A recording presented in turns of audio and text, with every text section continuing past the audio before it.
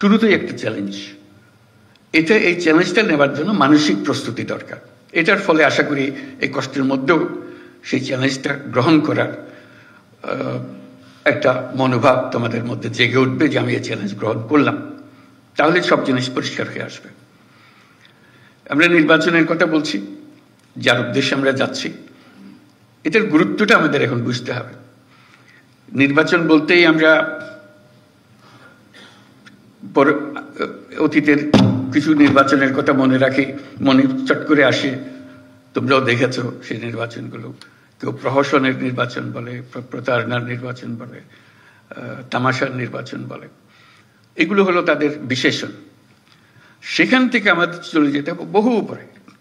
কাজে এই দূরত্বটুকু আমাদেরকে অতিক্রম করতে হবে, যে লোকে মনে যেন জানে এই পরিবর্তন সম্ভব এবং তোমাদের মাধ্যমেই সেই পরিবর্তন হবে।